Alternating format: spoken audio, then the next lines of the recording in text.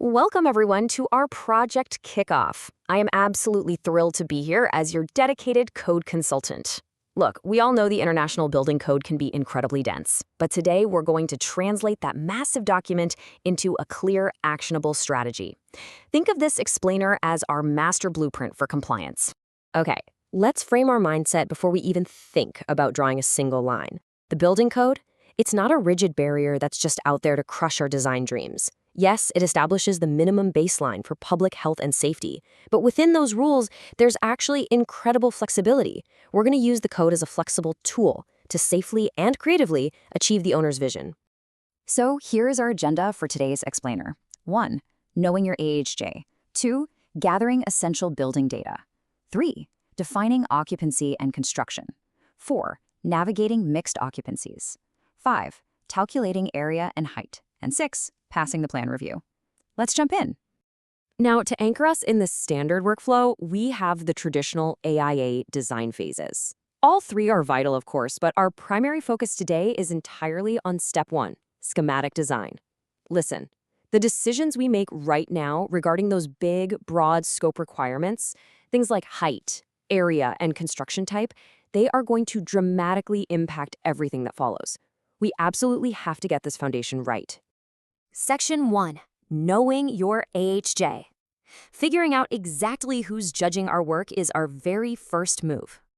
The AHJ, the authority having jurisdiction. Now, you might be thinking, oh, that's just the local city building department. Well, actually, it's way broader than that. Yes, the city is a statutory AHJ, but our AHJ could also be the state fire marshal, the health department, or even a contractual AHJ like an insurance company or a utility provider.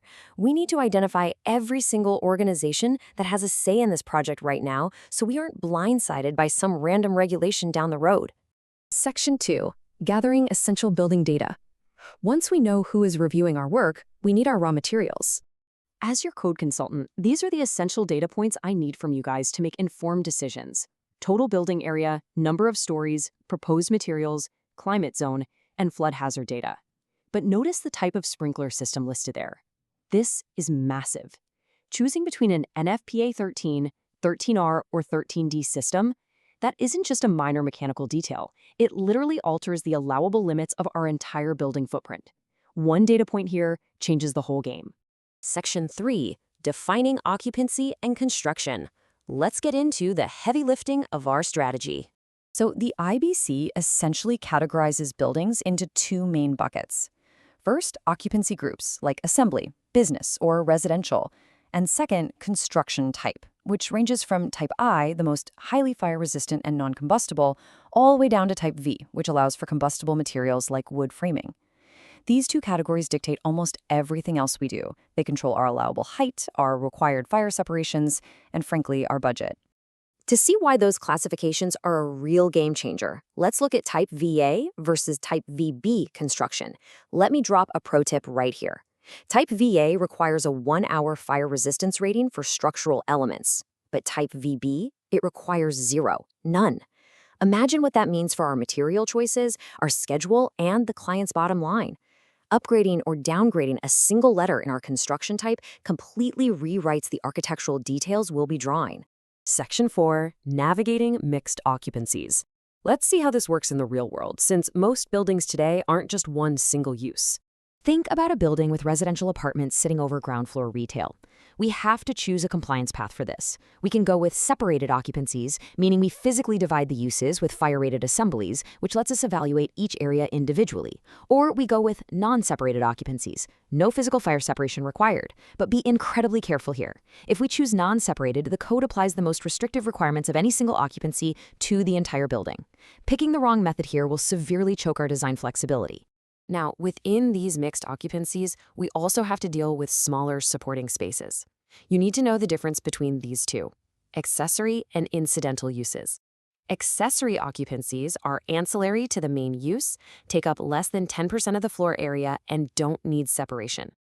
Incidental uses, on the other hand, inherently pose a much greater fire risk. Think boiler rooms, paint shops, commercial laundries. The code is super strict here. Regardless of their size, incidental uses absolutely must be separated by fire barriers, sprinkler systems, or both. Section 5, calculating area and height. This brings us to the most critical math we'll do today. This right here is a direct application of IBC equation 5-3. Now, don't let the numbers intimidate you. This is exactly how we mathematically prove to the city that our mixed-use floor plan actually complies. We take the design floor area of each occupancy, say our business area and our assembly area, and we divide it by the allowable area for that specific group. That gives us a ratio. Then we just sum those ratios together. As long as that sum is less than or equal to 1, boom, our building area is code compliant. This equation is going to be our best friend during schematic design. Section 6, passing the plan review. We've done the math, classified the building, now we have to get it approved. It helps immensely to know exactly who we are designing these construction documents for. You're mostly going to deal with 3 roles. The building official is the boss. They manage the department, issue the permits, and hold the ultimate authority to interpret the code. Then you have the plans examiner.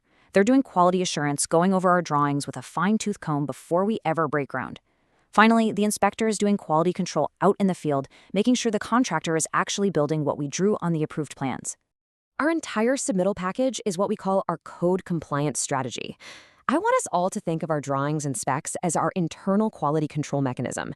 We aren't just handing the city a cool design, we are giving them a clear, highly organized map that explicitly proves we've met every safety standard.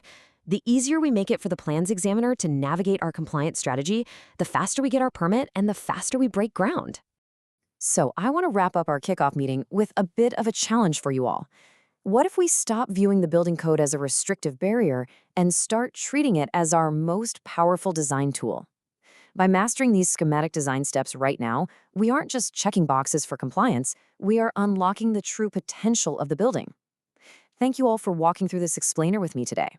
Now, let's get back to our desks and start designing something absolutely incredible.